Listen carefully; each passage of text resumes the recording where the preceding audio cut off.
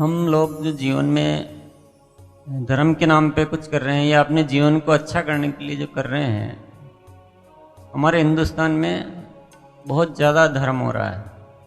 जिस धर्म को ये पूजा पाठ और यात्राएं, तीर्थ स्थान, देवी देवता, रात्रि जागरण और कथाएं और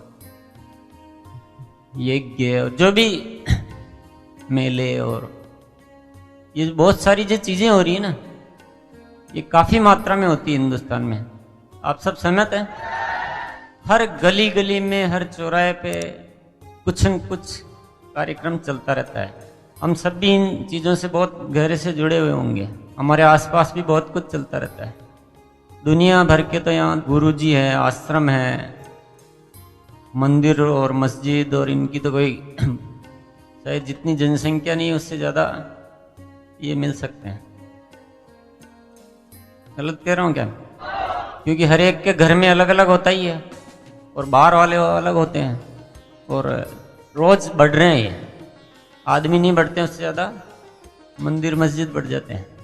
कुछ लोगों का काम ही यही है, तो बोले हम बहुत समाज सेवी है, हम नया मंदिर बना रहे हैं, तो वो चंदे की वो छपा लेते रसीद बुक और घूमते फिरते हैं पूरी दुनिया में। बहुत महान आदमी, महान कार्य कर रहे हैं। इस तरह का इतना सब कुछ हो रहा है हिंदुस्तान में, इतना ज़्यादा, अगर उसको हम धर्म कहें तो काफ़ी मात्रा में हो रहा है। और अगर ये सही धर्म है तो इतना धर्म होने के बाद पूरा हिंदुस्तान स्वर्ग बन जाना चाहिए। जिस देश में इतना धर्म हो रहा हो उस देश में तो सब कुछ अच्छा होना चाहिए ना। धर्म का परिणाम क्या होता है? अच्छा ही होता है, बुरा तो नहीं हो सकता। अगर धर्म हम इतना ज़्यादा कर रहे हैं और उसका धर्म का परिणाम अच्छा होता है तो उस धर्म के द्वारा ये धरती स्वर्ग बन जानी चाहिए ना। आपस में ये प्रेम पैदा होना चाहिए, सब एक दूसरे के प्रति आकर्षण, अच्छे विचार आने चाहिए। पर ऐसा कहीं हो रहा है? होता हुआ तो नहीं दिखाई दे रहा है। रोज लड़ाई झगड़े बढ़ ही रहे हैं, एक दूसरे के प्रति विद्वेष बढ़ ही रहा है, कम तो कुछ भी नहीं हो रहा है। तो इससे बात समझ में आ जाती है कि हम कुछ न कुछ कोई बड़ी भूल कर रहे हैं। आती नहीं आती? जिस चीज को हम जीवन के लिए, और यहाँ तक कि हम जब उस धर्म करने की जरूरत आती है, उस दिशा में हम लगते हैं, तो बाकी इस जीवन की महत्वपूर्ण चीजों को भी छोड़ देते हैं। भाई आज तो हमारे पाठ है, कथा है, हमारे तो गुरुजी की कथा है, वहाँ जाना है। तो उसके लिए बोले आप किसी आदमी से जो वादा किया हुआ है, किसी का आपको पैसा चुकाना है, कोई आपका फर्ज है कारोबार को लेकर या और किसी को लेकर, वो सब छोड़ देंगे। कोई पैसा मांग रहा तो उसको भी कह देंगे आज तो मेरे कथा में जाना, कल आना। आप पैसा मांग रहा उसको चुकाना पहला आपका फर्ज है या कथा में जाना पहला फर्ज? तो हम नैतिक जिम्मेदारियों तक को भूल जाते हैं, लेकिन वो काम हमारे को लगता है कि हमारा जीवन का उद्धार तो वहां होना है। इस कदर इन चीजों में हम डूबे हुए हैं और उसका परिणाम कुछ भी ठीक नहीं हो रहा है। और सदियों सदियों से चल रही है ये बात, और इस कदर चल रही है कि पूरा देश, एक एक आदमी उसमें पूरी तरह से डूबा हुआ है। पर हम थोड़ा सा भी अगर अपने आप को जगाएं और विचार करें तो साफ समझ में आ जाता है कि हम बहुत बड़ी कोई भूल कर रहे हैं। इतना धर्म करें, अगर इतना वास्तविक धर्म होता तो ये आज धरती स्वर्ग बन जाती। हम आडंबरों को धर्म समझ रहे हैं, हम शारीरिक क्रियाओं को धर्म समझ रहे हैं। हम समझते हैं कि रोज ये इतनी पैदल यात्रा कर लेंगे, इतना त्याग तपस्या कर लेंगे, हम व्रत उपवास कर लेंगे, हम पूजा पाठ कर लेंगे, तो हमको इसके बदले में बहुत सारा परिणाम मिल जाएगा, हमारे दुख दर्द दूर हो जाएंगे। वहाँ भी हमारा लेन देन है, वो वास्तविक कोई मन का धर्म नहीं है। हम धर्म इसलिए करते हैं कि हमको वहाँ से कुछ न कुछ मिल जाए। इस हाथ दे और इस हाथ ले, सौदेबाजी है। मन में झांक कर देखो आप कभी अपने निश्चल भाव से कि बस मेरा मन कर रहा है और इसलिए मैं ये कर रहा हूँ, ऐसा होता है? पीछे हमेशा एक कैलकुलेशन चलती है कि मैं इतनी यात्रा करूंगा तो व्यापार धंधा ये चल जाएगा, बच्चा पास हो जाएगा, घर में जो बीमारियां हो दूर हो जाएगी। इसलिए ये सब काम करते हैं। ऐसे धर्म नहीं होता है। धर्म का मतलब समझना बहुत जरूरी है। जब तक उसका सही अर्थ नहीं समझेंगे, जब तक वो सही काम होगा नहीं। क्या होता है धर्म का मतलब? धर्म का मतलब होता है हमारे भीतर हमेशा अच्छे विचारों की उत्पत्ति होनी। बुरे विचार हमारे भीतर कभी आवे ही नहीं। हम अंदर से भी किसी का बुरा नहीं सोचते। जब अकेले बैठे हो, कोई नहीं सुन रहा हो, तब भी हम अच्छे ही अच्छे विचार हमारे भीतर आए तो हम धार्मिक है। ये धार्मिक होना मन की बात है, अंदर की या बाहर की बात? और हम बाहर को समझ रहे हैं कि हम कुछ कर रहे हैं। बड़े अपने आप को 30 मार का समझते हैं, कुछ ज़्यादा। कोई जो पूजा पाठ कर लेता है वो अपने आप को ऐसा समझता है कि मैं अध्यात्म से बहुत जुड़ा हुआ हूँ, मन में चाहे कुछ भी चल रहा हो। और इसकी वजह क्या है? ये ऐसा क्यों हो रहा है? क्योंकि हम एक बहुत बड़ी गलतफहमी पाले हुए हैं। हम धर्म को अलग समझते हैं और कर्म को अलग समझते हैं। हम जब कुछ करते हैं अलग से, मंदिर जाते हैं, पूजा करते हैं, मस्जिद जाते हैं, नमाज पढ़ते हैं, यात्रा करते हैं, मेले लगाते हैं, कथा करवाते हैं, तो हम उसको तो समझते हैं धर्म, ये हमारा धर्म है। और जब हम अपना व्यापार धंधा कारोबार करते हैं तो उसको क्या समझते हैं? ये कर्म है, इससे तो धर्म पूरा होगा नहीं, हमको धर्म करने के लिए अलग से कुछ न कुछ करना है। ऐसा एक गलतफहमी हमने पाल रखी है। और ये सबसे बड़ी गलतफहमी जो पूरी दुनिया बुरी तरह से पाली हुई है। जब तक हमारा हर कर्म धर्म में नहीं होगा तब तक धर्म नहीं होगा। हम जो भी कार्य कर रहे हैं वो इतना धार्मिक, वो इतना अच्छा, उतना पवित्र तरीके से होना चाहिए, तब हम जाके धार्मिक बन पाएंगे। मैं तो कहता हूँ एक आदमी कभी कुछ नाम ही नहीं लेता है, मंदिर भी नहीं जाता है, कुछ भी नहीं करता, न पूजा करता है, न देवी देवता की बात करता है, लेकिन आदमी इतना सच्चा है कि कभी भी किसी का बुरा नहीं करता है, अपनी ड्यूटी ईमानदारी से करता है, जिम्मेदारियां निभाता है, और जीवन में किसी से राग द्वेष नहीं रखता है, सबसे प्रेम से रहता है, दूसरों का भले के लिए कुछ न कुछ करता रहता है। बताइए वो आदमी धार्मिक है या नहीं? पर लोग क्या कहते हैं? ये आदमी धार्मिक नहीं है। मेरे को बड़ा आश्चर्य होता है कि जो आदमी इन आडंबरों में कम ध्यान देते हैं वो उल्टा ज्यादा धार्मिक नजर आते हैं। आडंबर वाले तो सोचते हैं कि हमने तो धर्म का काम तो कर लिया, अब हमको बाकी कुछ करने की जरूरत, मैं धर्म का लाइसेंस मेरे को पूरा मिल चुका, अब तो बाकी मैं कुछ भी कर सकता हूँ। तो वो अपने आप सेटिस्फाइड हो जाता है कि मैंने तो धर्म तो खूब कर लिया, मैं तो आध्यात्मिक आदमी हूँ। तो बाकी के कार्यक्रमों में कुछ भी ध्यान नहीं रखता है। लेकिन जो कुछ नहीं करता वो अपनी ड्यूटी पूरी नहीं समझता, वो उसको तो कुछ न कुछ करना है। ऐसा भी बहुत मिलता है, ऐसा जरूरी नहीं है पर ऐसा हो जाता है। अब आप कहेंगे कि ये सब चीजें, फिर ये मंदिर वगैरह ये सब क्या फालतू चीजें हैं क्या? मन में विचार आ रहा होगा ना, इतना सालों से, इतने जीवन से हम जिन चीजों को बहुत महत्वपूर्ण मान रहे हैं, इन चीजों का आप सही उपयोग लो तो इनका महत्व है, और सही उपयोग नहीं लो तो दीवारें हैं। यदि आपको वहां जाकर कोई ऐसा निश्चय करना है कि मैं आज यहाँ इसलिए आया हूँ कि मेरे विचार पवित्र बने, तो मंदिर फायदेमंद है। और मंदिर जाकर भगवान के सामने कि हे भगवान, मैं आज तेरे द्वार पर कुछ मांगने आया हूँ, मेरा आज दिन भर का व्यापार अच्छा चल जाए, मेरे बच्चे पास हो जाएं, ये बीमारी हो रही है दूर हो जाए, या आपके बार बार नमस्कार करता हूँ, तुम बड़ा दयालु है, तो मेरी बात सुन लेगा। तो मेरे ख्याल से ये सब बेकार की ढकोसले है, क्योंकि वहां आप लालच से जा रहे हो। अपना कर्म करने की निश्चय करो, अपने को अच्छा बनाने की निश्चय करो। मंदिर एक ऐसा स्थान है जहाँ पवित्रता आती है, और वो पवित्रता आकर दिन भर मेरे जीवन में समाहित रह सकती है।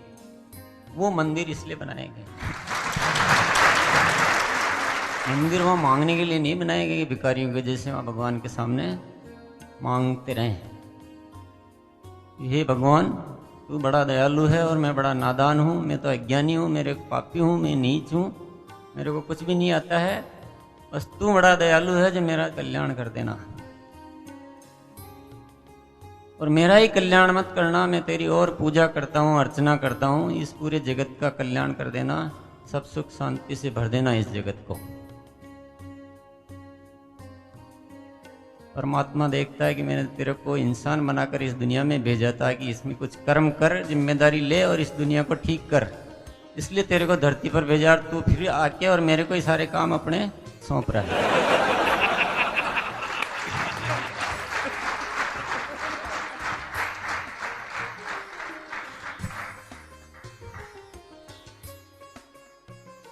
परमात्मा कहता है मैंने तो तेरे को सम्राट बनाकर इस धरती पे भेजा था।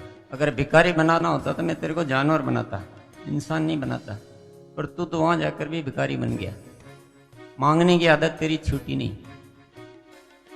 भगवान के द्वार पर जाकर भी हम मांगते हैं, ये बड़ी शर्म की बात है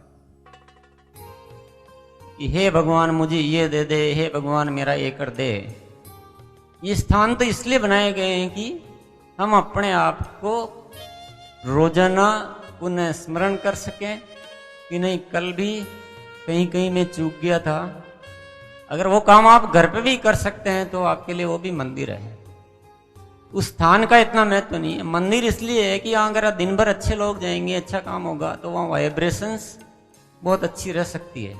लेकिन आजकल हम लोग ऐसा कुछ तिकड़मबाजियां कर रहे हैं कि वहाँ की वाइब्रेशंस भी सारी दूषित हो गई है। तो हर चीज परमात्मा ने देने में कुछ कमी नहीं रखी हुई है, हम उसका सही उपयोग नहीं कर पा रहे हैं। कुछ कमी नहीं है, हम खामखा रो रहे हैं कि जीवन में बहुत समस्याएं हैं, गरीबी है, कठिनाइयां हैं। है कहीं गरीबी? हमारे विचारों में गरीबी है और कहीं भी गरीबी नहीं है। और आप सोचते आज मेरे पास कुछ नहीं है, आज दुनिया सारी आपके पास मौजूद है। आप चाहो तो 6 महीने में, 1 साल में, 2 साल में अपनी जिंदगी को पूरा तब्दील कर सकते हो, लेकिन अपने कर्मों से होगा। भिखारी के जैसे मांगने से कुछ नहीं मिलेगा। भिखारी के जैसे हम मांगेंगे तो हमारी औलादें भी वही करेगी। तो ये इस तरह के विषयों को इस जीवन एक खोज में पूरी तरह से स्पष्ट किया गया है और इसमें बताया गया है कि जो भी है वो हम हैं। सब कुछ हमारे पास, सब कुछ मौजूद है, उसको पहचान नहीं पा रहे हैं। इस शक्ति को जगाने का प्रयास किया गया।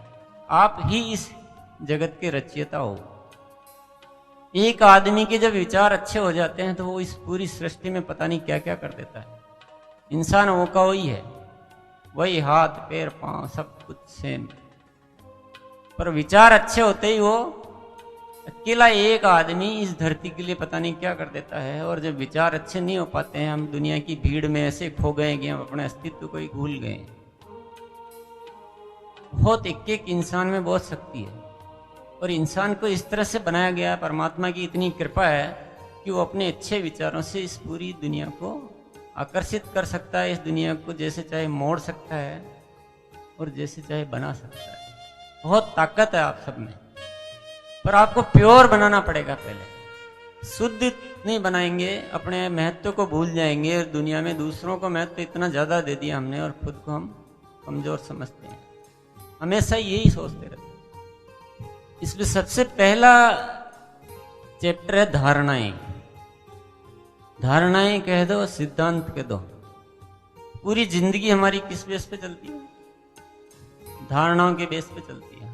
और इसमें ये लिखा हुआ है कि धारणा बनाना, सिद्धांत बनाना ही गलत है। सही और सही सिद्धांत क्या और गलत सिद्धांत क्या है उसका मतलब ही नहीं है। सिद्धांत बनाना ही गलत है, सही है तब भी गलत है। वो सिद्धांतों पे जीवन नहीं चलता है।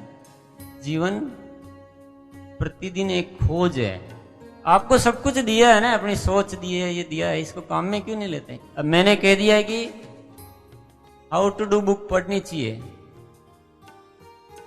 अब मैंने कह दिया लोग पढ़ रहे हैं, बार बार पढ़ रहे हैं, कुछ याद कुछ भी नहीं रहता, न उसके अकॉर्डिंग कुछ करते हैं। पढ़ते खूब है, ये रोज पढ़ता हूँ, रोज मीटिंग में जाता हूँ, कोई भी मीटिंग नहीं छोड़ता हूँ। तो जो मीटिंग में बताते हैं वो कुछ भी नहीं करते। तो धारणाओं का मतलब ये है, इसमें ही कहा गया कि धारणाएं ऐसे नहीं बनानी कुछ भी कि इन्होंने कह दिया है।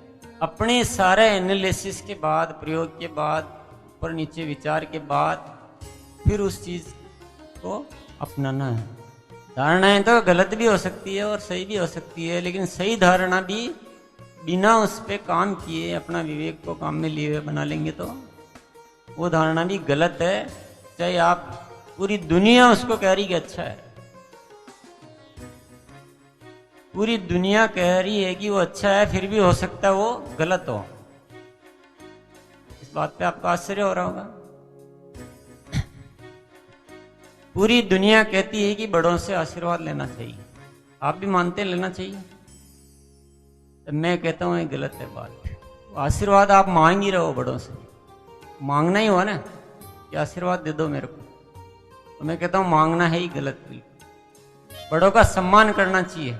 मैंने जो विश्लेषण किया है, बड़ों का सम्मान करना चाहिए और बड़ों को कुछ करके दिखाना चाहिए कि नहीं मैं आपको ये कुछ करके दिखाऊंगा। वो मेरे ख्याल से बड़ों का ज़्यादा अच्छा सम्मान है और बड़ों को ज़्यादा खुशी उसमें मिलेगी। रोज रोज जाके बोले आशीर्वाद दे दो मेरे को, फिर दूसरे दिन जाएंगे फिर आशीर्वाद दे दो, फिर 7वें दिन जाएंगे फिर आशीर्वाद दे दो, फिर 3 महीने बाद जाएंगे फिर बोलेंगे आशीर्वाद दे दो, बहुत कुछ कोशिश की लेकिन कुछ कर नहीं पाया हूँ, अब आपका आशीर्वाद मिल जाए तो अब मैं शायद कुछ कर लूँ।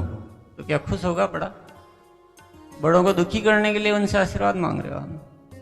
सिर्फ ये अपने माइंड को आप चालू करना शुरू कर दोगे नहीं तो सब कुछ आपको मिल जाएगा। हमने तो धारणाओं को पकड़ के अपने जीवन को बांध लिया, पूरी जकड़ लिया। ये धारणाएं हमारे दिमाग पे बड़े बड़े तालों की जैसे लग गई है। अब आपको इतनी बड़ी बात का विरोध करोगे तो आपको बड़ा आश्चर्य होगा कि ये कोई बात गलत है, बड़ों का आशीर्वाद लेना चाहिए, तो पूरी दुनिया कहती है इसमें तो अच्छा ही है, पर मैं कहता हूं ये बात बिल्कुल गलत है। इसके पीछे हम स्वार्थी हैं पूरे कि मेरे को आशीर्वाद मिल जाए तो मेरा कुछ उद्धार हो जाएगा, और कुछ भी नहीं है आपका इंटेंशन इसमें है। बताइए, वहां सोचे कि कुछ नहीं मेरे को अब तो मैं खुद करके दिखाऊंगा, नहीं कर पाया ना पर मेरे कुछ गलती थी, वहां ये सोच नहीं होती शायद आशीर्वाद की कुछ कमी रह गई थी इसलिए नहीं हो पाया था, मैं आशीर्वाद और ले लेता। आपके अंदर की भावना को उस समय चेक करना, आप जब ऐसे कहते हो तो पूरा का पूरा उलटबासी हो रहा है काम, सब कुछ उल्टा पुल्टा हो रहा है हमारे साथ, और इसीलिए हम अपनी अंदर की पावर को जगा नहीं पा रहे हैं। जब तक ये मांगने की आदत नहीं छूटेगी जब तक अंदर का विकास हो ही नहीं पाएगा। और वो बहुत माइन्यूटली आपको बारीक बारीक चेक करना पड़ेगा। हर जगह हमारा इंटेंशन मांगने का रहता है, बस मिल जाए भाई। आरसीएम में भी इस निगाह से मत आना कि ये आरसीएम तो चल रहा है तो हम भी जुड़ जाते तो हमको भी मिल जाएगा।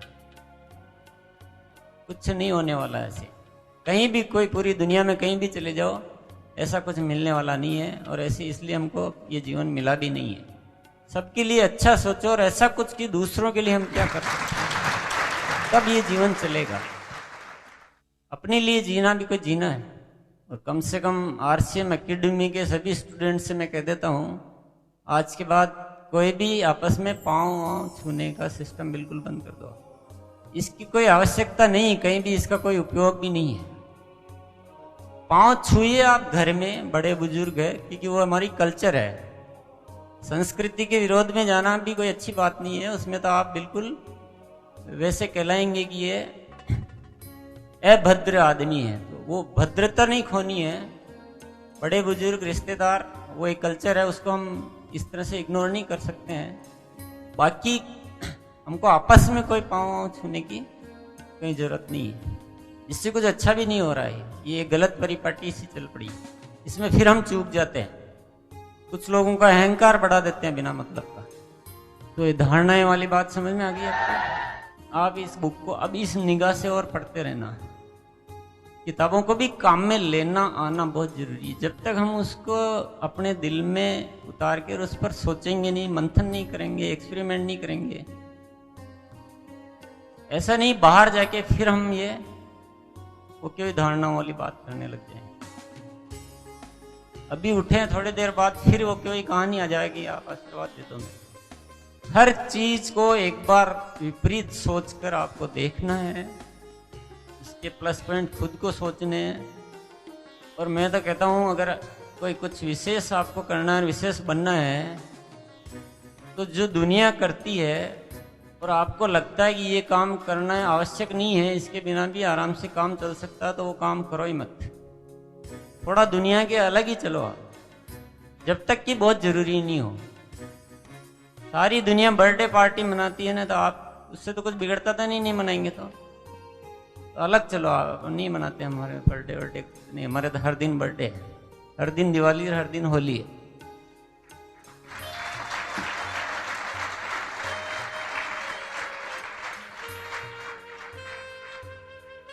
धारणाओं और सिद्धांतों के बारे में जो मैं बात कर रहा हूं, ये है अंदर की बात कर रहा हूं, विचारों की और भावों की बात कर रहा हूं। औपचारिक जीवन में तो सिद्धांत और धारणाएं चाहिए। आपको यहाँ से जयपुर जाना है तो जयपुर वाली बस में ही बैठना पड़ेगा। उसमें अपना वो नहीं देखे, मैं चित्तौड़ जाने वाली बस में बैठकर देखता हूँ, मैं दुनिया तो उधर चलती है ना, मैं अलग चलने की कोशिश। अब गुरु के नाम पर भी हमारे एक बहुत बड़ा ताला लग जाता है। बात लगभग यही की यही है, किसी भी गुरु को आप सुनो, पढ़ो, जो भी करो, कोई मनाही नहीं है। हर गुरु को सुन सकते हो, आपको जितना समय हो और जितनी आपकी शक्ति हो, उसमें कोई दिक्कत नहीं है। कि उसकी बात का भी पहले विरोध करके देखो कि ऐसा क्यों करें, गुरुजी ने कहा पर ऐसा क्या जरूरत है, और अपने आप आपको समझ में आ जाएगा कि कौन सी बात ठीक है और कौन सी बात गलत है, कौन सी कितने % करने की जरूरत है, या उससे भी ज्यादा करना चाहिए। गुरुजी ने तो इतना ही बताया था, मेरे को इससे भी और ज्यादा करना चाहिए। वहां से तो इशारा मिला आपको, बाकी सब कुछ अपने को करना। तो आप एक क्रिएटर बनोगे। आप अभी तक क्या आप सिर्फ फॉलोअर हो, और फॉलोअर बनने से काम चलता नहीं है, आपको क्रिएटर बनना पड़ेगा। खुद से कुछ पैदा करना पड़ेगा। ये दिमाग में से भ्रांति निकाल दो कि गुरुजी ने ये कहा है और वो नहीं करेंगे तो हमको पाप लगेगा या गुरुजी नाराज हो जाएंगे। ऐसे नाराज होने वाले गुरुजी के पास जाना ही बंद कर दो। तो जो बातें अच्छी लगती है वो हमको अपनानी है, जो अच्छी नहीं लगती वो नहीं अपनानी। और जो गुरुजी आपको डराते हैं, ये करो तो ये फल मिल जाएगा और ये नहीं करोगे तो पाप लग जाएगा, ये फल और पाप ये केवल डराने के तरीके हैं। या तो क्या लालच बता देते हैं कि यहाँ इतना दान करोगे या ये करोगे या ये कथाएं करोगे तो आपके जीवन के सारे दुख मिट जाएंगे, ये हो जाएगा वो हो जाएगा। ये क्या हुआ? लालच। और या फिर ये नहीं करोगे तो इतना पाप लग जाएगा, आपके साथ बुरा हो जाएगा। ये क्या हुआ? डर। और ये दोनों ही चीजें हमारे जीवन में बहुत खतरनाक वायरस है। अगर हम बहुत अपने दिमाग से हर चीज अच्छा करते हैं, अच्छा सोचते हैं, दुनिया के लिए अच्छा करते हैं, अच्छे विचार रखते हैं, प्रेम से रहते हैं, किसी का जिंदगी में बुरा नहीं सोचते हैं, तो आपका कोई बिगाड़ सकता है कुछ? आप लाखों लोगों की दुआएं लेकर अगर जीते हैं तो कौन सा डर फिर आपको? किस बात का डर है? किसके कहने से आप डर जाते हो? जब आप किसी का बुरा करते ही नहीं हो तो क्या केवल गुरुजी ने ये कह दिया कि ऐसा नहीं करोगे तो आपको पाप लगेगा, आपके नक्षत्र खराब है, ये ग्रह ठीक हो जाएंगे? गुरुजी के हाथ में ग्रह नक्षत्र ठीक करना, खुद के तो ठीक कर लो पहले, दुनिया को ठीक करने में लगे। मैं किसी भी चीज की निंदा नहीं कर रहा हूँ, समझ रहे ना आप? मैं सिर्फ ये बता रहा हूँ कि हर चीज को काम में कैसे लेना है। गुरुजी है तो अच्छा है, जाएंगे कुछ न कुछ सुनने को मिलेगा, कुछ तो ज्ञान मिल ही जाएगा, कुछ तो नई बात मिल ही जाएगी अगर हमको आता है तो। और हमको जो लेना हो तो नहीं लेते हैं, और जो नहीं लेना हो ले आएंगे तो प्रॉब्लम खड़ी हो जाएगी। धर्म बनाम संप्रदाय, ये बहुत इंपॉर्टेंट टॉपिक है। कि हम कहते हैं हमारा ये धर्म है, हम वैष्णव धर्म, और हम जैन धर्म, और हम मुस्लिम धर्म, और हम ईसाई धर्म, और हम पता नहीं ऐसा बोलते हैं हम कि हम ऐसे अलग अलग धर्म के लोग हैं। और इसमें ये लिखा हुआ है कि धर्म इतने हो ही नहीं सकते, जो इतने हो सकते हैं वो धर्म नहीं हो सकता है, वो सब संप्रदाय हो सकता है। धर्म को ऐसे अलग अलग नाम देने का अधिकार आपको है ही नहीं। और ये धर्म को अलग अलग नाम देने से बड़ी भ्रांति फैल रही है। जो इतने टुकड़ों में हो सकता है वो धर्म हो सकता है? नहीं हो सकता ना। जब परमात्मा एक हो सकता है तो धर्म अलग अलग कैसे हो सकता है?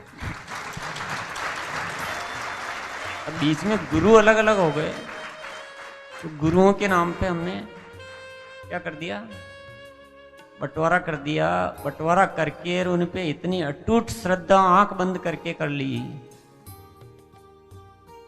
मुसलमान अपना कट्टर बन गए, हिंदू अपने कट्टर बन गए, ईसाई अपने कट्टर बन गए, और बस जो है हमारा ही धर्म है, बाकी सब बेकार।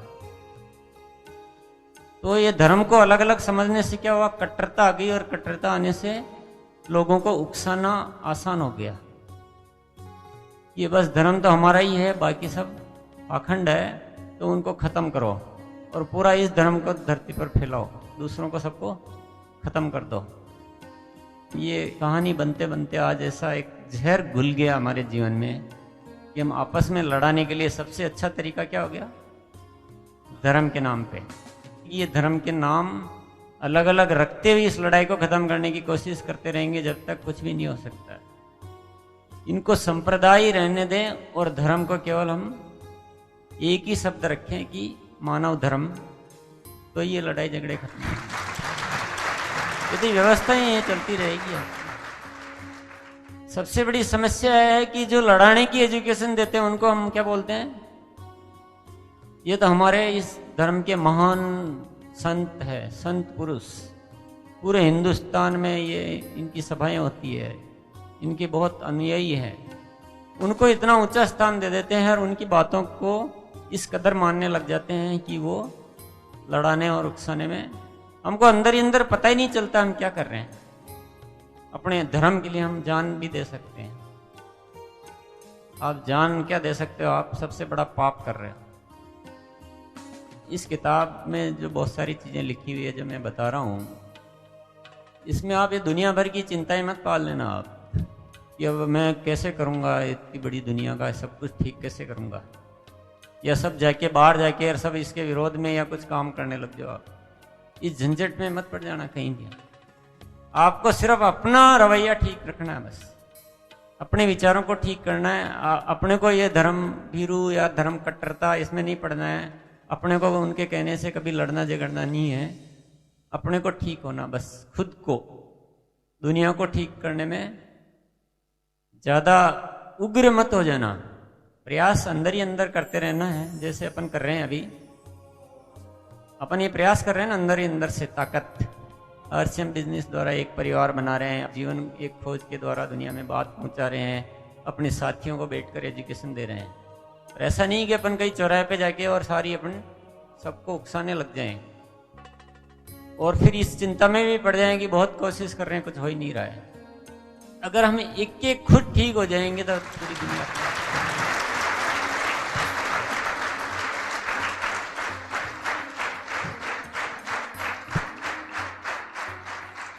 अब इस एक सही नजरिए से इस पुस्तक को आप पढ़ते रहे, आप ये काम खुद कर देगी। ये अगर किताब आप पूरी दुनिया में फैला दोगे और इस किताब को पढ़ना सीख जाएंगे, ये किताब सारा काम कर देगी। आप ये जिंदगी का सबसे बड़ा जो खजाना है या जो एक नजरिया होना चाहिए, वो सारा इसमें पूरा स्पष्ट किया गया है। ये जो ताले लगे हुए हैं, बहुत भारी भारी ताले हमारे ऊपर है, क्योंकि बिल्कुल जो चल रहा है और उससे एकदम बहुत बड़ी भूल हम कर रहे हैं। बिल्कुल सोच को अलग दिशा में हम ले जा रहे हैं और इसमें जो कहा गया वो बिल्कुल एकदम विपरीत दिशा है। तो ये थोड़ा भारी मामला है। जल्दी से किसी की हिम्मत ही नहीं होती भी ऐसे डिसीजन लेने की, नहीं होती ना। एकदम से आप पुरानी चीजों को छोड़ नहीं पाओगे, इसको अपना नहीं पाओगे। पर ये धीरे धीरे करने का काम नहीं है। जब ताले बहुत भारी हो जाते हैं और जंग आ जाता है तो चाबियों से भी नहीं खुलते। उनको तो एक बार गंभीर चोट देकर तोड़ डालो, एक बार पक्का निर्णय कर लो, खुद के लिए कर लो। ये अब इन बातों को ठीक से समझना है और अपनाना है और मेरे अपने अस्तित्व को जिंदा करना है। हमने क्या अपना अस्तित्व को खो दिया पूरी तरह से। हम समझते हैं हम तो कुछ है ही नहीं, जो भी है हमको कहीं से मिल जाए तो हमारा जीवन चलेगा।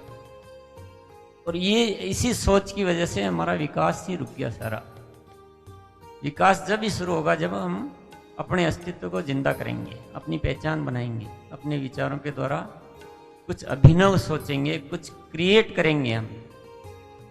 हर इंसान को अपना क्रिएटर बनना पड़ेगा। और ये भी मत मान लेना कि मैं जो सिखा रहा हूं उससे आपका कुछ काम हो जाएगा, वो हो ही नहीं सकता। वो सब चीजें इसमें लिखी हुई है, लकीरें बना के और उस पर कोई चल जाए उससे काम हो जाएगा, कुछ नहीं होना। आपको अपनी अपनी खोज जारी रखनी पड़ेगी। जैसे मैंने कुछ खोज करने की कोशिश की, वैसे आपको भी अपनी खोज जारी रखनी है।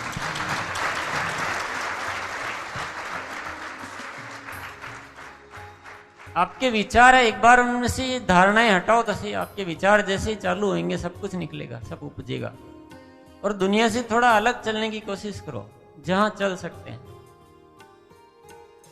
जहां कुछ भी नहीं बिगड़ता है, आराम से वो अलग चलने का रास्ता अपनाया जा सकता है, वहां अलग चलने की कोशिश करो। हम दुनिया के साथ चलने के चक्कर में गलत चीजों की इतनी कॉपी करते रहते हैं, इतनी कॉपी करते रहते हैं कि कुछ ठीक हो ही नहीं पाता है। सारी दुनिया दिवाली पे पटाखे छोड़ते हैं तो किसी को कितना भी समझाओ उसको पता नहीं, उसका दिमाग चलता ही नहीं है। अरे छोड़ रहे हैं जिनको छोड़ने दो ना, अपन नहीं छोड़ेंगे तो काम चल जाएगा ना अपना। अब ऐसे ऐसे धीरे धीरे कुछ अलग करते जाओ दुनिया से। और आपका मन नहीं लग रहा है कि नहीं ये तो एंजॉय ये करना चाहिए, ऐसे तो जिंदगी में कुछ मजे ही नहीं रहेंगे, ऐसा भी सोचते लो तो तुम मजा लेना तुमको आया क्या? अभी तो तुम कुछ मजा ही नहीं ले रहे हो। कुछ जिंदगी में क्रिएट करके देखो, फिर जिंदगी में कितना मजा है। ऐसे बर्बाद करने से थोड़ी मजा आता है। आपको होश ही नहीं है कि हम इस दुनिया को किस गलत दिशा में, कितना पॉल्यूशन फैला रहे हैं, कितने एक्सीडेंट हो रहे हैं, क्या हो रहा है। उससे कुछ मजा आ रहा है आपको, यानी आपकी आत्मा मर गई है और आपको ऐसी चीजों में भी मजा आता है।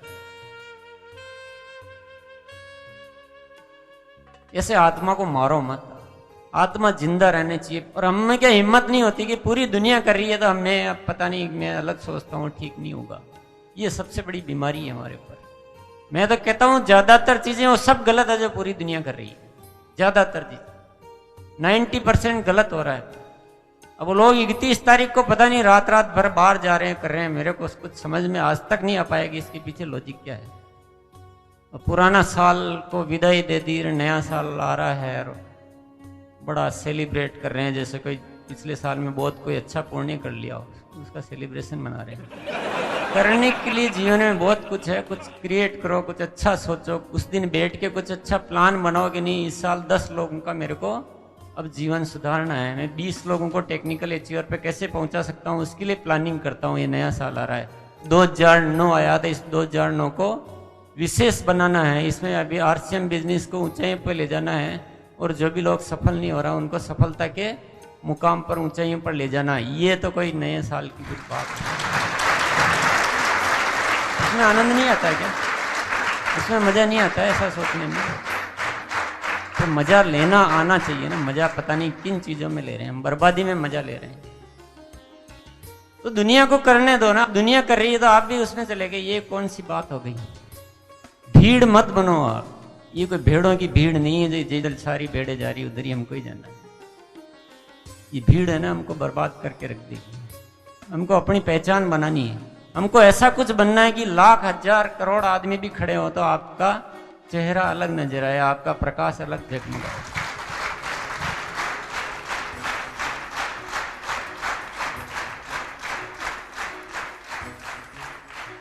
हालांकि मेरे कहने से आपको मानना नहीं है, आप अपने दिमाग से सोच के मानना। पर मैं जो कर चुका हूं कि जिंदगी का सब कुछ जो भी चाहिए आप, मेरी जिंदगी का चाहे सेलिब्रेशन हो, चाहे परिवार हो, चाहे धर्म हो, चाहे कर्म हो, चाहे खोज हो, सब कुछ RCM में है। इससे बढ़कर धर्म मैंने जिंदगी में कभी देखा नहीं है।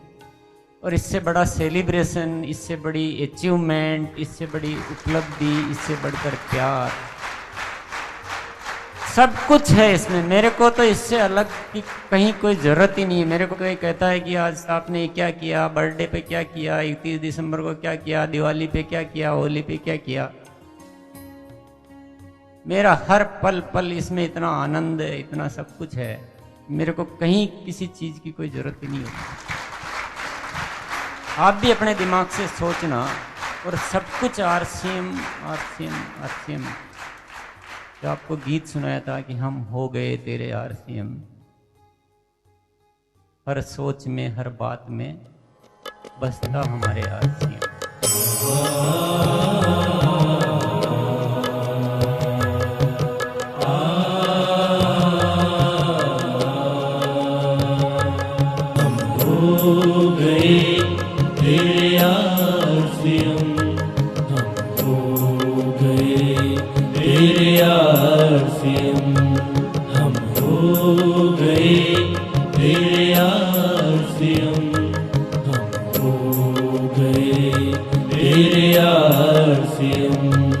हर सोच में हर बात में बसता हमारे आरसीएम।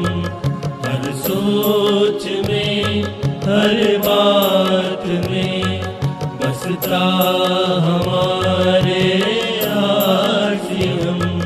हम हो गए तेरे आरसीएम, तेरे आरसीएम।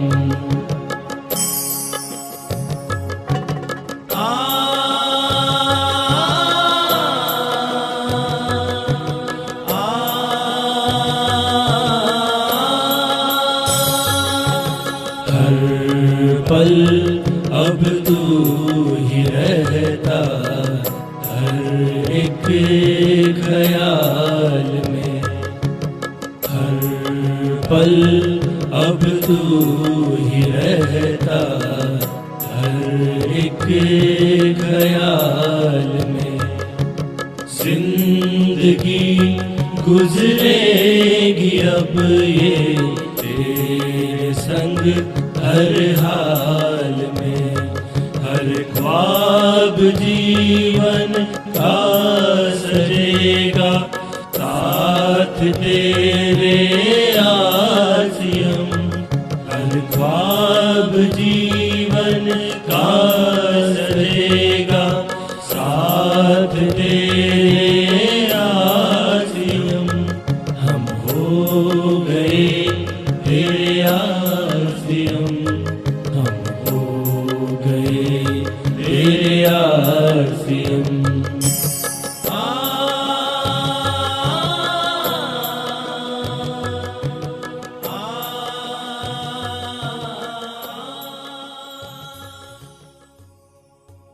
सब कुछ इसमें मौजूद है, कहीं कुछ जाने की जरूरत नहीं है आपको। आपके लिए सब कुछ है। आपको कुछ क्रिएट करना है, इसमें जितना चाहे क्रिएट करो। आपको सेवा करनी है, आप जितने लोगों की सेवा करो। आपको सम्मान चाहिए, जितना चाहे सम्मान लो। अच्छा बनने से मिलता है सम्मान, मांगने से तो नहीं मिलता है। देश भर में परिवार चाहिए, वो सब कुछ मिलता है। आपको अच्छे कपड़े पहनने हो, इसमें मिलते हैं। आपको बंगला चाहिए, गाड़ी चाहिए, पैसे चाहिए, सिक्योरिटी चाहिए। जो आरसीएम में नहीं है उनको हो सकता है 20 जगह जाना पड़ेगा, उनको भटकना पड़ेगा। उनको आनंद के लिए अलग जाना पड़ेगा, धर्म के लिए अलग जाना पड़ेगा, परिवार के लिए अलग जाना पड़ेगा, सिक्योरिटी के लिए अलग जाना पड़ेगा। आरसीएम में सब कुछ मौजूद है।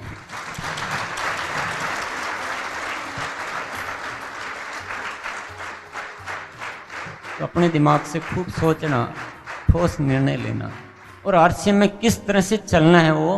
हालांकि मैं आपको बताने की कोशिश कर रहा हूँ, सब किताबों में भी लिखा हुआ है। मैं आपके साथ बैठकर रूबरू बात करने के लिए भी तैयार हूँ, लेकिन ज़्यादा बेहतर होगा कि आप अपनी खोज करोगे आरसीएम के साथ किस तरह से चलना है। इसके बताने से अपना अध्याय पूरा होता नहीं है कभी। आप इससे बढ़कर सोचो। आप आज अपना टारगेट बना लो कि आपको मेरे जैसा नहीं बनना है, मेरे से बेहतर बन के दिखाना है।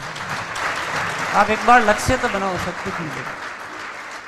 और मिलेगा जब आप थोड़ा दुनिया की भीड़ से अलग चलने की हिम्मत पैदा करोगे। अपने आत्मबल, हमारी आत्मा में बल बहुत है यदि हम उसको काम में लेना सीख जाएं। और वो आत्मा का जो बल है वो छिपा हुआ है दो चीजों के पीछे, एक है डर और एक है लालच। हमको इतना डराया हुआ है इस दुनिया में, मतलब अपने अस्तित्व को ही भूल गए, अपनी शक्ति को पूरा भूल गए। ये करोगे तो वो हो जाएगा, वो करोगे तो वो हो जाएगा, ये नहीं करोगे तो वो हो जाएगा। मैं कहता हूं ज्योतिष होगा, कोई विज्ञान होगा, वो कुछ पता लगा पाते होंगे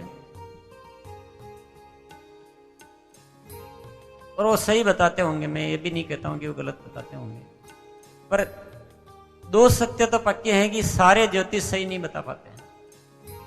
अब हम कैसे पहचाने कि कौन सा सही बता रहा है, कौन सा गलत बता रहा है? इस चक्कर में हम उलझ जाते हैं। दूसरी चीज, वो कितना ही सही बताओ, वो आदमी की नींद को तो हराम कर देता है। कि वो फिर क्या है, जैसे उसके एक चीज बताई सही निकल गई उसकी, उसके बाद उसका जीवन चक्र पूरा बिगड़ जाता है उसका। वो फिर छींक भी लेनी हो तो ज्योतिष से पूछता है कि मैं छींक लूं या नहीं छींक लूं। कुछ शुभ घड़ी निकल जाती है, वो पूछने के चक्कर में ही रह जाता है।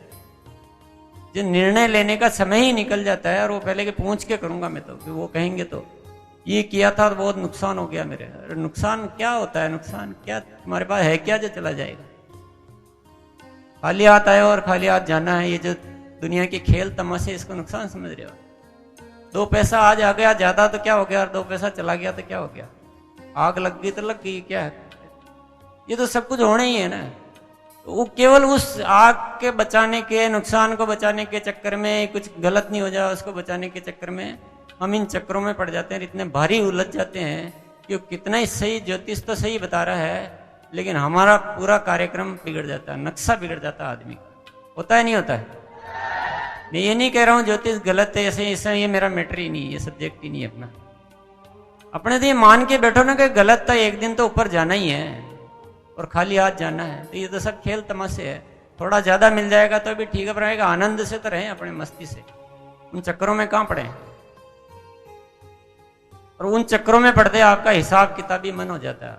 वो करूंगा, इतनी बजे चलूंगा तो सही पहुंचूंगा, ये इतना मुहूर्त पे ये करना है, वो इतना हिसाब किताबी कि वो पैसा पैसा पैसा।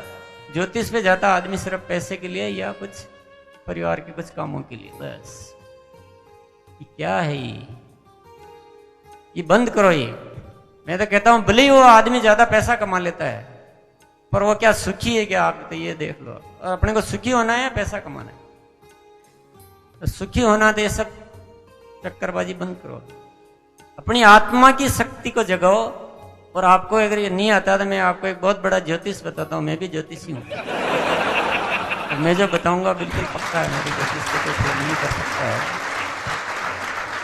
कि यदि आपकी आत्मा में शक्ति है, आप हमेशा न्यूट्रल रहते हो, और आपका जो आभा मंडल होता है, हर इंसान के ऊपर एक आभा मंडल होता है, वो ऐसे नहीं दिखाई देता है। आजकल की वैज्ञानिक ऐसी चीजें आ गई जिससे आप उसको देख भी सकते हो। अगर लाख लोगों की दुआएं आप पर असर कर रही है और आपकी सोच में इतनी पवित्रता है कि आपका ओरा, इसको ओरा बोलते हैं इंग्लिश में और हिंदी में आभा मंडल बोलते हैं, अगर ये पवित्र है, प्योर है, तो कोई भी ग्रह नक्षत्र आपके ऊपर कुछ भी असर नहीं कर सकते हैं। कोई भी गलत शक्तियां आपका कुछ भी नहीं बिगाड़ सकती है।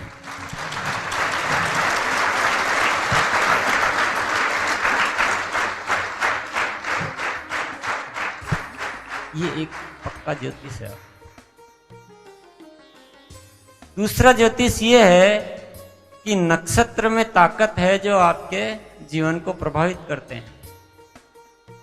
एक शक्ति है, एक कोई भी चुंबक जो भी है, उसके द्वारा वो आपके जीवन को प्रभावित करते हैं। ठीक है, पर आपके भीतर भी एक ऐसी शक्ति है कि उस शक्ति से भी आप विजय पा सकते हो। आपकी जो किस्मत में जो लिखा हुआ है, आप अपनी पवित्रता द्वारा, आप अपनी क्रिएशन द्वारा, आप लाखों लोगों की दुआओं के द्वारा उन सब चीजों को आप उस ज्योतिष से भी आगे जाके आप अपना एक अलग प्रभाव पैदा कर सकते हो। ये शक्ति तो, शक्ति से जीतने के लिए बड़ी शक्ति चाहिए, और बड़ी शक्ति हम अपने भीतर पैदा कर सकते हैं।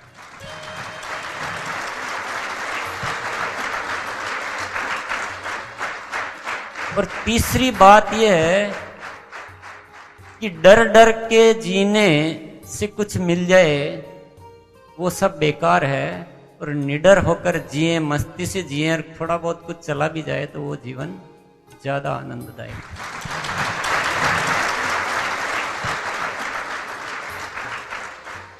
इस ज्योतिष को कोई फेल कर सकता है? अब कौन से ज्योतिष के पास जाना आपको? मेरा ज्योतिष नहीं है ये, तो मैं बोल रहा हूं, लेकिन मैं जब बोलता हूं इसका मतलब अपने भीतर। तो ये है आत्मा का बल। एक सब्जेक्ट है इसमें कर्म फल, कि इस जीवन में ये करेंगे तो अगले जीवन में वो मिलेगा। अब कोई ये नहीं कहता है कि इस जन्म में ये कराओगे तो इस जन्म में ये मिलेगा, अगले जन्म में मिलेगा। बहुत लंबा कथा है। अपने तो आरसीएम करो जो इसी जन्म में सब कुछ मिलेगा।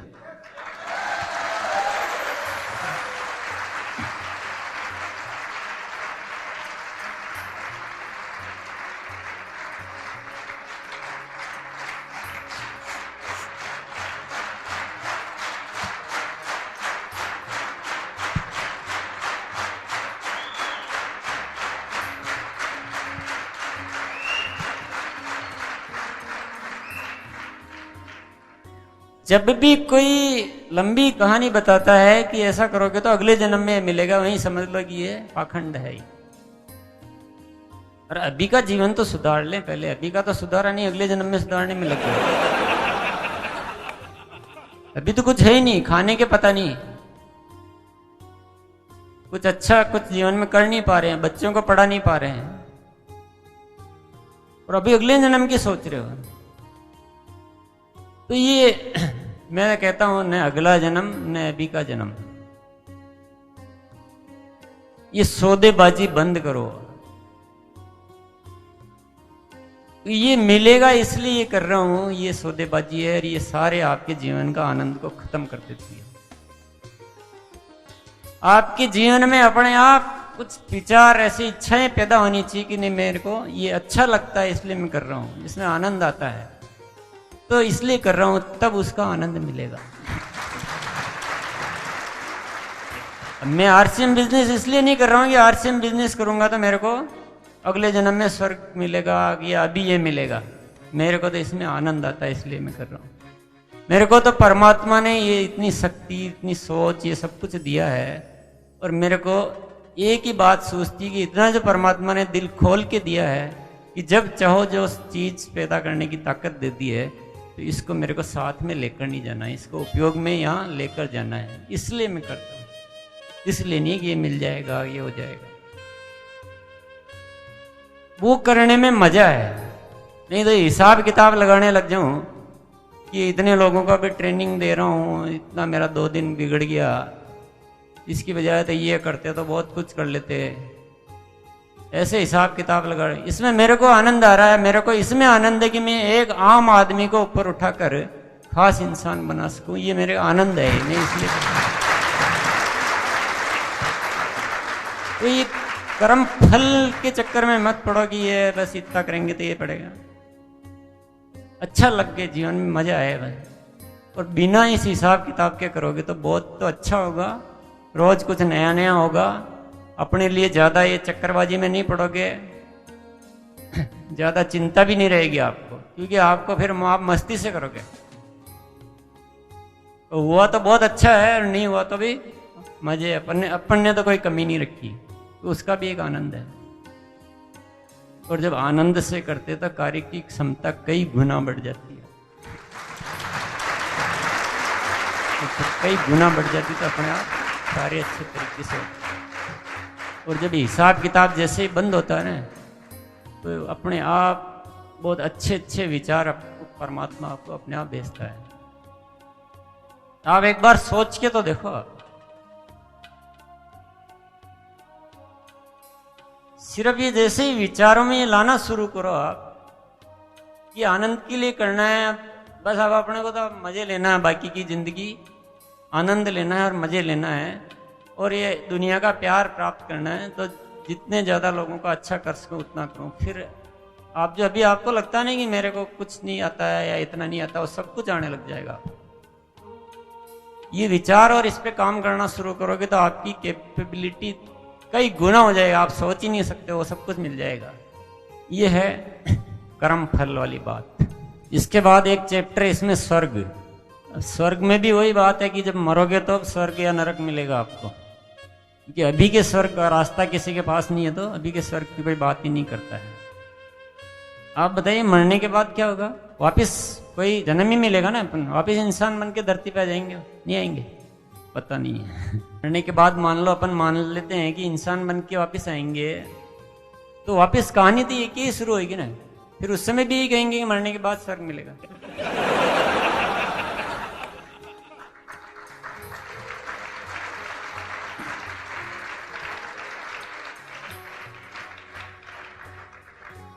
ऐसे कब तक इंतजार करते रहेंगे? स्वर्ग हमको चाहिए तो स्वर्ग बनाना पड़ेगा। ये केवल ये मांगते रहे स्वर्ग मिल जाए अगले जन्म। और स्वर्ग बनाना है तो अभी से बनाना शुरू कर देना चाहिए। और स्वर्ग कैसे बनता है, ये जो भी अपन बातें कर रहे हैं, और जो इन बातों को ठीक समझ लो कि आपके विचार अच्छे हों और आप हर समय सामान्य स्थिति में रह सकते हो। सुख और दुख से ज़्यादा आपका कोई नाता नहीं होता है। हर समय आनंदमय रहना कि कुछ ये जीवन का खेल है, ये नाटक है। जैसे 3 घंटे की पिक्चर होती है, ये 30 घंटे की होगी, 300 घंटे की होगी, 3000 घंटे की होगी, या कुछ छोटी थोड़ी बड़ी पिक्चर है, वो छोटी पिक्चर होती है। इस पिक्चर को देखते रहो और अपने एक सामान्य भाव से हम हर स्थिति में रह सकें, अच्छे विचार हमारे जीवन में हो और इन शक्तियों का सदुपयोग कर सकें, पश्चाताप जीवन में नहीं रहे, तो यही तो स्वर्ग है। और क्या स्वर्ग है? मन की सही स्थिति तो स्वर्ग है ना हमारे लिए, कि वहाँ महल बने हुए हैं, वहाँ अप्सराएं नाच रही है, और वो स्वर्ग है। ये तो कहानियां हैं। जब सत्य साथ में पकड़ में नहीं आता तो झूठी कहानियां बना दी जाती है। और जब कहानियां बहुत पुरानी हो जाती तो हम उनको क्या कह देते हैं? शास्त्र कह देते हैं। और जब शास्त्र का नाम आ जाता तो फिर एक ताला हमारे दिमाग पे लग जाता है, ये तो शास्त्रों में लिखा हुआ है। आज आप लिख के एक किताब छोड़ जाओ, 1001 साल बाद उसको भी शास्त्र कहा जाएगा। तो स्वर्ग हमको यही बनाना है। और अब तक हमारे पास जरिया नहीं था, लेकिन अब हमारे पास जरिया आ गया है। अब तो चूकना नहीं है। और नेक्स्ट टॉपिक हम लेंगे जीवन का स्वभाव। जीवन के स्वभाव को समझना बहुत जरूरी है कि हम क्या स्वभाव के विपरीत काम करते रहते हैं, तो वो ये जितनी भी समस्याएं खड़ी होती है इसलिए होती है। जिस तरह से पानी का स्वभाव होता है शीतल रहना, उसको गर्म करोगे तब भी वापस छोड़ते ही वो शीतल हो जाएगा। और आप उसको गर्म ही गर्म करते रहोगे तो वो उसके साथ आप कुछ गलत कर रहे हो, पानी के साथ खिलवाड़ कर रहे हो, धीरे धीरे वो खत्म हो जाएगा वो पानी। उसी तरह से जीवन का स्वभाव आनंदमय रहना है। और ये चीज हमको हमेशा ध्यान में रखनी है। खुश रहना, आनंद से रहना, खुद भी रहना और दूसरों को भी रखना। ये अगर समझ में आ गई बात तो हमारे से जीवन में जितनी भी ये गलतियां होती है वो सब खत्म हो जाएगी। जैसे आप स्मरण करोगे कि जीवन का स्वभाव तो आनंदमय रहना है, तो आप किसी को पीड़ा पहुंचाओगे? किसी के साथ जालसाजी करोगे, छीना झपटी करोगे, गलत शोषण करोगे किसी का? तो अपने जीवन का स्वभाव है और इसको स्मरण रखना है और इस स्वभाव को बनाए रखना है। इसी में हमारा भला है, नहीं तो हम खुद को खत्म करते जा रहे हैं। और धीरे धीरे अगर ऐसा ही करते रहेंगे तो ये यहीं का यहीं नरक मिल जाएगा, कहीं जाने की जरूरत नहीं।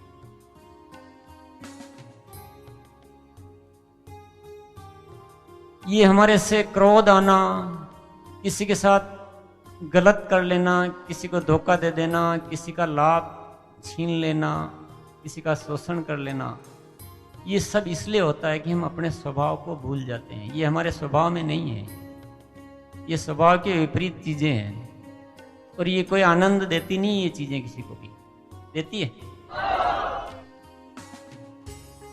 हम जो पैसे को इतना महत्व कि उसको किसी भी तरह से हासिल करना कि उससे हमको आनंद मिलेगा, ये पैसा मैं हासिल कर लूं तो पैसा ही आनंद का वजह है। और पैसे को कैसे भी अच्छे तरीके से नहीं हो पा रहा तो कैसे भी हासिल कर लूं ताकि मैं अपने आनंद को प्राप्त कर सकूं, ये एक बहुत बड़ी भूल है। उससे कुछ आनंद मिलना नहीं है, मिल सकता है। असली स्वभाव को याद रखो, असली आनंद को पहचान लो, तो अपने आप वो सारी गलतियां ठीक हो जाएगी, आपसे वो हो ही नहीं पाएगी। और आज आपको बहुत सारी चीजें अपने आप में बदलनी है, बहुत कुछ बड़ा बदलाव लाना। मैंने पहले ही कह दिया कि ये हथौड़े की चोट से इन सारे तालों को तोड़ डालो। धीरे धीरे करने की कोशिश मत करना, फेल हो जाओगे। कुछ निश्चय कर लो कि नहीं, आज से मेरे को पूरी तरह से बदलना है। ये निश्चय सबसे बड़ी जरूरत है। हम समझते तो सारी बातें जा रहे हैं, पर ये निश्चय नहीं करते कि नहीं, आज से मेरे को कुछ बदलने की जरूरत है। हम समझते हैं हाँ बस ये ठीक है, हाँ ये बात ठीक है, मैं मानता हूँ, एग्री करता हूँ, पर उससे कुछ काम होने वाला नहीं। अपने को भीतर से रूपांतरित करना है, पूरा अपने आप को बदलना है। और ये आज निश्चय करना पड़ेगा पक्का, और उसको एक्शन में लाना पड़ेगा। ये इतना आसान काम नहीं है, ये हमने कभी किया ही नहीं है। ये हर किसी के साथ बहुत बड़ा भारी भरकम कृत्य है कि हम अपने आप को बदलने के लिए तैयार नहीं कर पाते हैं, कुछ निश्चय नहीं कर पाते हैं। एक एक कदम पे ध्यान रखते हुए अपने आप को बदलने का निश्चय करना पड़ेगा, सब चीजें ठीक हो जाएगी, ये स्वर्ग बन जाएगा।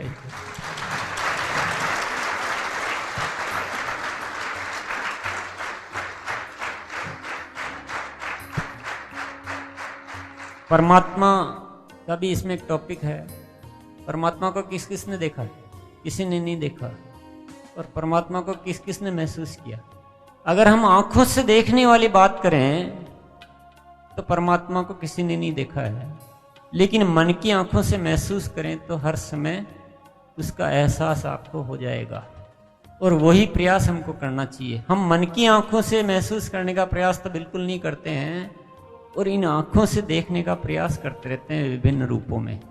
इस आपकी इस जिज्ञासा का लोग फायदा उठाते हैं, तरह तरह से परमात्मा दिखाने की कोशिश करते हैं आपको। और ये जब गलत बात होती है तो उसका सारा परिणाम गलत ही होता है। जब आप हर किसी को परमात्मा समझ कर उसकी बात मानने लग जाते हो, और जब परमात्मा के रूप में किसी की बात आप सुनते हो तो आप उसका विरोध कर नहीं पाते हो, फिर आपसे सारी गलत एक्टिविटीज हो जाती है। परमात्मा को महसूस करना है, उसको मानना है, उसको जानना नहीं है। एक चीज और समझना, उसके वो हाथ कितने हैं, पैर कितने हैं, कैसी आंखें हैं, कैसा कलर, किस साइज का है, कहाँ रहता है, इन सारे चक्करों में मत पड़ना। उससे आपको कोई मतलब भी नहीं है और आपके अधिकार की बात भी नहीं है। और कुछ भी सही जानकारी आपको कहीं से मिलेगी भी नहीं, और मिल भी जाएगी तो आप कुछ भी नहीं कर पाओगे। आपका भला यह है कि उसको मानो और उसको महसूस करो। ये पूरा जो अस्तित्व है ये परमात्मा का बनाया हुआ है, और हम उसके हिस्से हैं। तो परमात्व हैं हम सभी, परमात्मा का हिस्सा ही तो है। और जब इतनी बड़ी सोच अगर हमारे भीतर आ गई है कि हम परमात्व हैं, परमात्मा का हिस्सा है, जो भी शब्दों में बोलो, पर ये एग्जिस्टेंस का हिस्सा है, तो आपसे गलत विचार आ पाएंगे आपके। हर पल उस घड़ी को याद रखो तो आपके जीवन में स्वतः आनंद मिल जाएगा, स्वतः सही कर्म होगा, स्वतः शक्ति आ जाएगी। पर हम तो उसको कभी कभी जाकर याद करने की कोशिश करते हैं, और याद भी नहीं करते हैं। अपन तो उसको ऊपर ऊपर से लिपा पोती करने की कोशिश करते हैं कि हम तो चावल चढ़ा रहे हैं, हम तो नारियल चढ़ा रहे हैं, हम तो फूल माला चढ़ा रहे हैं, और परमात्मा के चढ़ा रहे हैं। परमात्मा पता नहीं कहाँ है, पर आप किस चीज को कहाँ परमात्मा मानकर और पता नहीं क्या क्या एक्टिविटीज कर रहे हैं। ये बाहर का मामला नहीं है इतना, ये महसूस करने का मामला है। और बाहर में इतने लीन और तल्लीन हो गए हैं कि अंदर से महसूस करना बिल्कुल भूल ही गए। हर घड़ी और हर पल, ये कोई 10 मिनट बैठ के याद करने की चीज नहीं है। जब भी आप सोच रहे हो तब आपको एहसास होना चाहिए कि कुछ भी कर्म का डिसाइड करना तो मैं इस अस्तित्व का हिस्सा हूं। उस बात को याद करते हुए आपको कोई बुरे विचार आ पाएंगे? इतनी अगर सोच डेवलप हो गई, अब ये सोच डेवलप करने के लिए हमको सिखाया जाता है कि 2 घड़ी बैठकर उसका स्मरण कीजिए। वो आदत में लाने के लिए है। वो 2 घड़ी और 2 पल बैठ के स्मरण करने से पूरा जीवन ठीक नहीं हो जाएगा। वो आदत में लाने के लिए ठीक है, लेकिन आपको हर सोच में, हर कृत्य में उसको याद रखना है। अपने हर कृत्य को पवित्र बनाना है। हर काम करते समय वो परमात्मा का स्मरण रहना चाहिए। ऐसा नहीं कि दिन में 1 घंटा तो परमात्मा के साथ रहे और बाकी 23 घंटे अपने काम में व्यस्त रहे। उससे तो अस्त और व्यस्त हो जाएंगे आप। हर पल परमात्मा की नजदीकी महसूस करें। उसके लिए शुरू में अभ्यास करना हो तो आप अलग से बैठ के अभ्यास करें, वो एक अलग चीज है। आगे बात समझ में आ गई? कुछ महसूस हो रहा है कि हम जीवन में आडंबरों को ज्यादा पाल रखा है, तो जब तक उनको छोड़ेंगे नहीं, जब तक भला नहीं होने वाला है। थोड़ा कठोर निर्णय ले लो एक बार। टुकड़े टुकड़े में लेने की कोशिश मत करो। सोचने का ज्यादा समय खराब मत करो कि चलो आज समझ में आई है, फिर देखता हूं थोड़े दिन और। तब तक तो आपकी ऊर्जा ही क्षीण हो जाएगी। और एक सबसे इंपॉर्टेंट सब्जेक्ट है जागरण। कि जागरण के बिना सारी बातें बेकार है। सपोज करो आपको कुछ निर्णय लेना है, आप किताब पढ़ रहे हैं, आप किसी के साथ बातचीत कर रहे हैं। अब मैं आपसे बातचीत कर रहा हूं इस समय मेरे को होश नहीं है। मैं अपने पता नहीं किस दशा में आपसे बातचीत करता रहता हूं, और बातचीत खत्म होने के बाद मैं अलग से बैठ के और फिर ध्यान करता हूं, अपने आप को होश में लाता हूं, फिर उसको याद करता हूं कि हाँ मैंने बात करते समय ये बोला था, या तो बहुत गलत बोल दिया था, ऐसा तो मेरे को बोलना ही नहीं चाहिए था। इससे काम हो जाएगा। अगर मेरे को इतना होश पूर्वक रहना है कि बात करते समय एक एक शब्द जुबान से निकलते समय में होश है कि मैं क्या बोल रहा हूं। इतनी सारी बातें जो हम कर रहे हैं, अब ये इन बातों को अब आगे की जीवन में हर सोच के साथ, हर निर्णय के साथ, हर कर्म के साथ इन सारी बातों को याद रखना पड़ेगा। और याद कब रहेगा? जब हम होश में रहेंगे। हम आदतों के वश होकर कुछ करते रहेंगे कि हमारी आदत है इसलिए हम करते जा रहे हैं, तो आपसे कुछ बदलाव हो पाएगा? तो अभी जीवन में जो भी आज तक करते आ रहे थे, अब उन्हीं चीजों को, चाहे आप खाना खा रहे हो, खाना उठा रहे हो, किसी से मिल रहे हो, किसी से हाथ मिला रहे हो, हर एक्टिविटी में अब होश पूर्वक रहने की आदत बनाओ। और होश का मतलब जो अब तक जो आप बोल रहे थे, जिन चीजों को मान रहे थे, उनका थोड़ा विरोध करके सोचना शुरू करो। इससे आप में होश, अवेयरनेस आएगी कि अभी तक मैं ये करता था, अब इस चीज को अगर मैं ऐसे नहीं करूं तो ऐसा सोच कर देखो। ऐसे बोलता था, अब ऐसे नहीं बोलूं तो, इसकी बजाय ऐसा बोलूं तो, ऐसा एक होश अंदर चालू रहना चाहिए। इसका अभ्यास करना पड़ेगा। ये ऐसे नहीं होगा जल्दी से। अभ्यास कैसे करेंगे? या तो आदत बनानी हो तो एक पर्ची रख लें जेब में, और पर्टिकुलर एक्टिविटी के टाइम उसको देखते रहें कि अब मैं जो गुस्सा करूंगा वो होश पूर्वक करूंगा। तो आज यही एक प्रैक्टिस के लिए ऐसा करें। तो एक पर्ची रख लें जेब में, जब भी गुस्सा है तुरंत पर्ची निकाल के कि हाँ ध्यान से करना है, आज गुस्सा ध्यान पूर्वक करना है। फिर जो भी करना है आप होश के साथ करो। हाँ गुस्से में कितना करना चाहिए, किस हद तक उसको बोलना है। ये मजाक वाली बात नहीं है, ऐसे ही आप जागरण पैदा कर सकते हो, और कोई तरीका नहीं है। जो गुटखा खाते हैं वो गुटखे के लिए पर्ची रख लेंगे, अब जब भी गुटखा खाऊंगा तो होश पूर्वक खाऊंगा।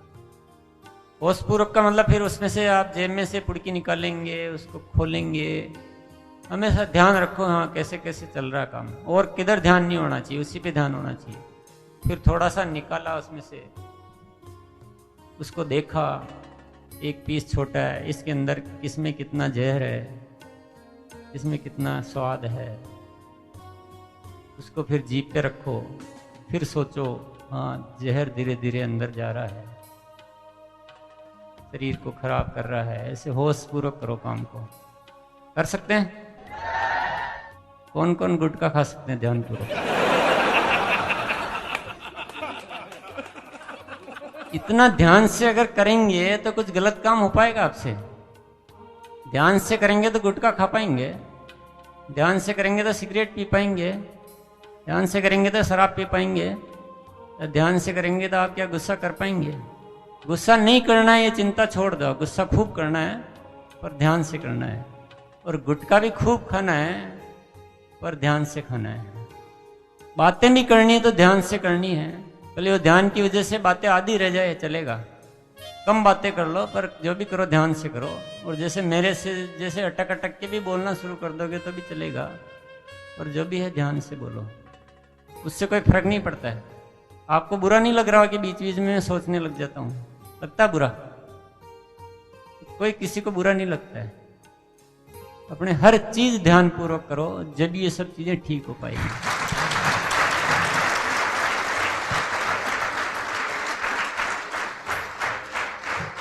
इस किताब को आप लगातार पढ़ते रहें, और इस तरह से पढ़ते रहें कि इसको काम में लेना है। इसका मास्टर नहीं बनना है, इसका पूरा उपयोग करना है। इसके बारे में आप चर्चा करने लायक, इसको एक्सप्लेन करने लायक बन जाएं, इसकी तारीफ करने लायक बन जाएं। प्रैक्टिकली आपके जीवन में दिखनी भी चाहिए कि नहीं, ये किताब पढ़ने से आपके भीतर अंतर आया है। और थोड़ा इंतजार कर लेना, एक ही दिन में सब कुछ आ जाए ऐसा भी जरूरी नहीं है। पर ये किताब, इसमें सब कुछ शामिल है। जो भी आपको अभी बताया वो भी मैंने सारा का सारा इसी में से ही बोला है। कभी कभी वो बात अलग है कि रूबरू बातें करना ज़्यादा प्रभावशाली हो जाता है, पर रूबरू बातें करना एक बार किया जा सकता है, और किताब आपके साथ जीवन भर रह सकती है। तो इसका जो आज बातें हुई है उसको अब आप इस नज़रिए से, इस तबीयत से पढ़ते रहना और अपनाते रहना। अपना आरसीएम का उद्देश्य केवल आपको पैसे वाला बनाना नहीं है, आपको सुखी बनाना है, आनंदमय बनाना है। जो पहला सेशन चला था, जो 2 घंटे में जो फीलिंग्स हमारे अंदर आई, एक कमिटमेंट का भाव आया। अब लगा कि सब कुछ बहुत बढ़िया हो रहा है, किसी चीज़ की परवाह नहीं है। जो आनंद का जो महसूस करना चाहिए हमें, जो हमारा असली स्वरूप है, लगा कि हम उस ओर बढ़ रहे हैं, अब सब कुछ अच्छा होगा। लेकिन ये चीज़ कंटिन्यू बरकरार नहीं रह पाता सर। इसके लिए जो हमको करना पड़ेगा, एक तो जागरण पे काफ़ी काम करना पड़ेगा, ये अभ्यास करना पड़ेगा। हम चीज़ों को केवल समझ लें उससे काम नहीं चलता है। समझने से तो कुछ हुआ ही नहीं है, अभी तो 1% हुआ है, 99% तो काम बाकी है। और हमको इस चीज़ को लाना पड़ेगा कि ये जो जागरण का मैंने बताया था, उसका अभ्यास आप किसी भी तरीके से करते रहें। आप तो खाना भी खा रहे हैं तो उसमें निश्चय करके कि आज मैं होश के साथ खाऊंगा। धीरे धीरे आदतें बनाएं तो इससे जागरण आएगा, और जागरण आएगा तो ये सब चीज़ें लगातार रह पाएगी। दूसरा, सुबह का समय का आपको सदुपयोग करना पड़ेगा। खुद से प्रतिदिन बैठकर रोज के लिए कुछ सोचना, थोड़ी देर विचार करना है, निश्चय करना है, निर्णय लेने हैं, कुछ क्रिएट करना है अपने दिमाग से। तो रोज करते करते करते ये है जो सीमा में नहीं रहना है अपने को, इससे और आगे बढ़ना है। कोई भी किताब ले ली तो पढ़कर उस पर थोड़ी सी लाइनों को पढ़कर उस पर अपने दिमाग से फिर काम करें।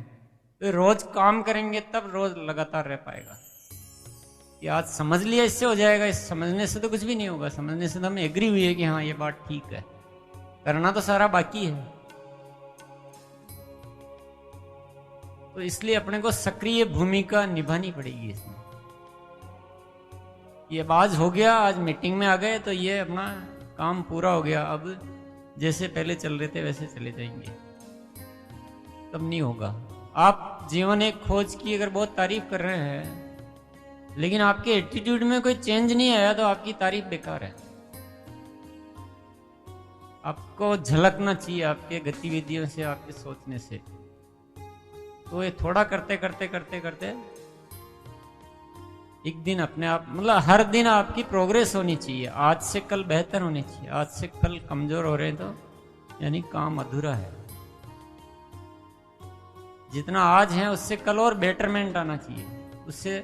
और जब भी आपको कुछ लगे, एनर्जी चाहिए, तो आप सुबह के समय कोई संगीत को ध्यान से सुन लिया, कोई किताब को ध्यान से पढ़ लिया, कुछ अपने मन में बैठ के कुछ विचार कर लिया, अच्छी प्लानिंग दिन भर के लिए अपने लिए निश्चय कर लिया कि आज मेरे को ऐसे रहना है और ऐसे सोचना है, मेंटेन रह पाएगी नहीं रह पाएगी? रह जाएगी। तो दूसरों को नहीं देखना है, अपनी प्रोग्रेस को खुद करते रहना है। दूसरे नहीं कर रहे हैं, दूसरे ही सब ऐसे ही हो गए तो वाह ठीक है। उसने भी गुटखा उस दिन तो छोड़ा था, पर अब तो वापिस चालू कर दिया, तो मैं भी कर लेता हूँ। दूसरों की कमियों को नहीं अपनाना है, और दूसरों की अच्छाइयों से भी आगे निकलकर खुद को, अपने आप को इस दुनिया में न्यारा बनाना है, निराला बनाना है। और किसी का है भाई? यस। मैं जानता हूं कि आरसीएम एक बिजनेस कंपनी है, लेकिन आप जिस तरह से समझा रहे हैं तो मैं पर्सनली आपके बारे में जानना चाहता हूं। ज्ञान दो टाइप का होता है, एक परोक्ष ज्ञान और एक अपरोक्ष ज्ञान। जब आप अंतर्ज्ञान की बातें करते हैं तो आध्यात्म से जुड़ा है, और आध्यात्म हमारे मन की अंतरात्मा से जुड़ा है, न कि भौतिक ज्ञान से। आप इसका संयोजन कैसे कर पाते हैं और आप इसका उद्देश्य क्या समझते हैं, इसके बारे में थोड़ा विश्लेषण कीजिए। ये तो मैंने पहले ही क्लियर कर दिया था कि अंतर्ज्ञान या अध्यात्म और जो हमारा कर्म है, ये दोनों को अलग अलग हमने कर रखा है।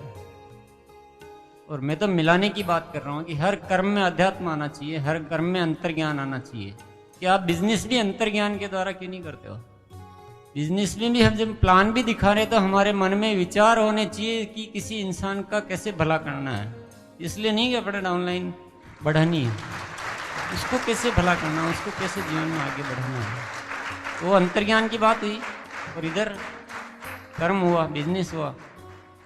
तो दोनों का मिश्रण करना पड़ेगा। और अंतर्ज्ञान बढ़ाना है या अध्यात्म बढ़ाना है या जीवन का आध्यात्मिक विकास करना है, तो उसके लिए कर्म भी साथ में चाहिए।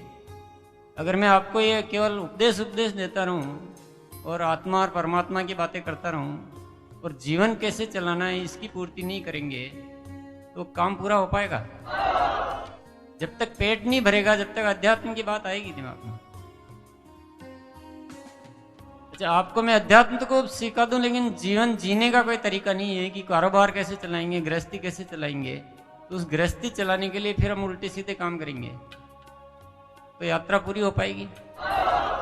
इसलिए ये पूरा पैकेज है लाइफ का। मैंने पहले बोला कि पूरा लाइफ का पैकेज है। ये दोनों को अलग अलग करने की कोशिश कीजिए मत, ये सबसे बड़ी गलती कर रहे हैं। एक गाड़ी में से इंजन निकाल दें और पीछे केवल सीटें और बॉडी रहने दें तो चलेगी नहीं। उसी तरह से अंतर्ज्ञान हो या बाह्य ज्ञान हो या बिजनेस हो या अध्यात्म हो, मेरे लिए कोई भी चीज अलग नहीं है, सब कुछ एक ही चीज है।